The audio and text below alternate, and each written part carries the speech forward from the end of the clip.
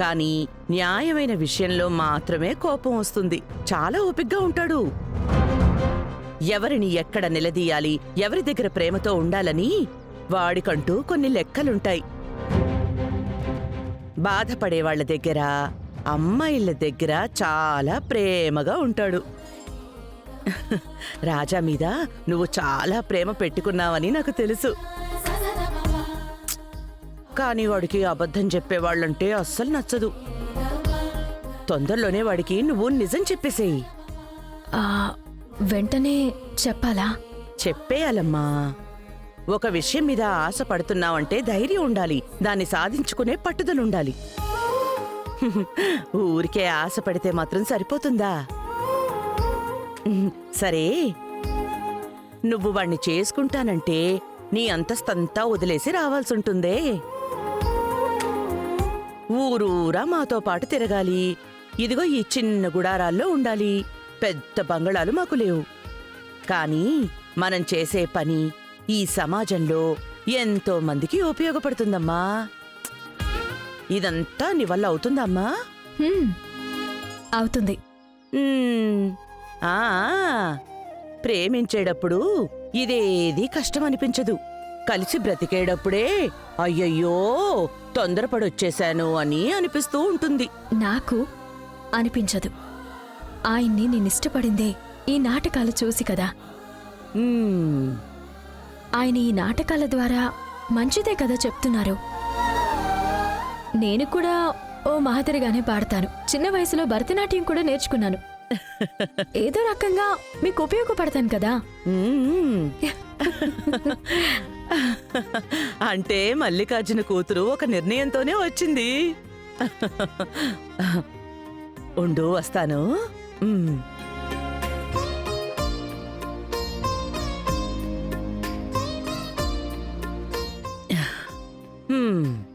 తిరుగు.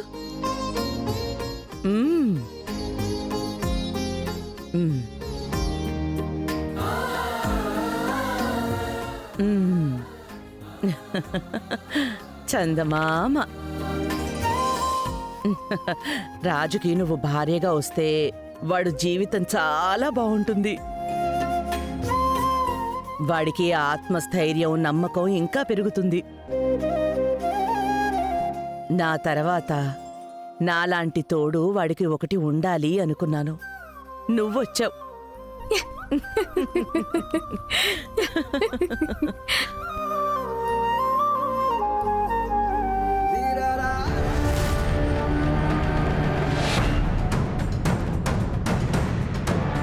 అందరూ వచ్చేసినట్టేనా?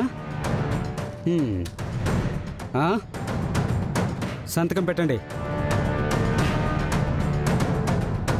ఓ, వేలిముద్ర గల్ల మీరు. సరే సరే, వేలిముద్రేసి బయలుదేరండి. అయ్యా, ఇందులో ఏం రాసిందయ్యా? ఏమీ రాయలేదు, తెల్ల కాగితం. నేను అందులో ఏమైనా రాసుకుంటాను. మాట్లాడకుండా వేలిముద్రయ్యి. ఎందుకయ్యా? అలా ఎందుకా? ఏంట్రా ఎదురు అడుగుతున్నారు? అంతగా తలకెక్కేసిందా? డబ్బులు తీసుకున్నారు కదా అమ్మాయికి పెళ్లి చేయాలని. కట్టలు కట్టలు తీసుకున్నావే. నీ కూతురికి శ్రీమంతమే అయిపోయింది. అప్పు తిరిగి కట్టావా? ఏ, నువ్వు మీ అమ్మకు ఆరోగ్యం బాలేదని ఆ డబ్బులు తీసుకున్నావు కదా. ఇప్పుడు మీ అమ్మ ఆరోగ్యం బాగుంది కదా. 10 ఏళ్ళు అయిపోయింది. అప్పుడు నేను డబ్బులు ఇవ్వకపోయి ఉంటే ఈ పాటికి పాతి పెట్టిన చోట చెట్టు వచ్చేసిండేది. అప్పు తీర్చే సత్తా లేదు, వేలిముద్ర మాత్రం వేయరంట. ఏయ్, వేయిరా.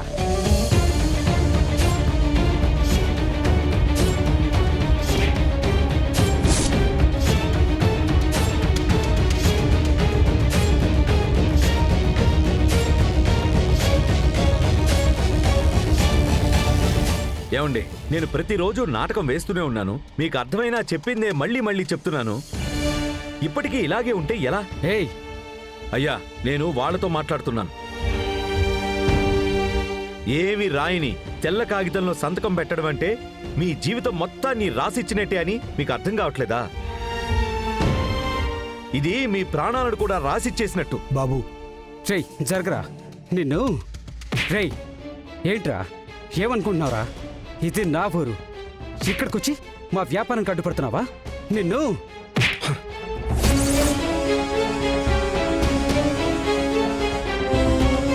అయ్యా, అహింస మార్గంలో నడిచే నాకు ఎదురు తిరిగి తన్నటమూ తెలుసు. వద్దు అని చెప్తున్నానయ్యా.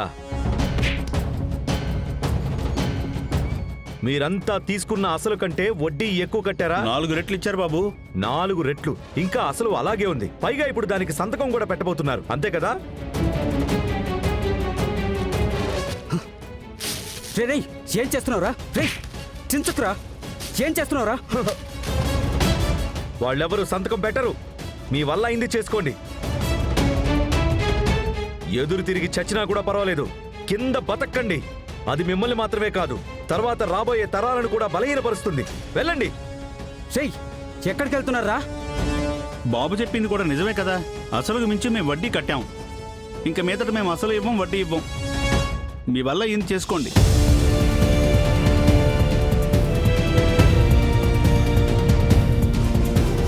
నేను వచ్చిన పని అయిపోయిందని అనుకుంటున్నాను. ఇక మీదైనా చేసిన పాపానికి ఏదైనా ప్రాయశ్చిత్తం చేసుకోండి. ఇంకా కిందకు దిగజారి ప్రవర్తించకండి.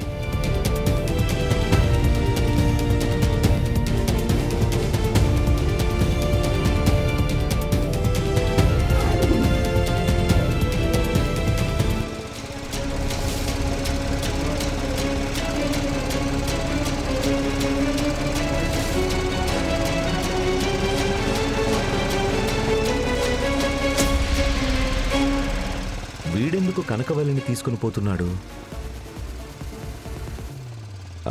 అయ్యా, ఆ అమ్మాయి తనెందుకు అతనితో వెళ్తోంది? ఆ అమ్మాయి గణపతి చెల్లెలు బాబు, మీకు తెలీదా?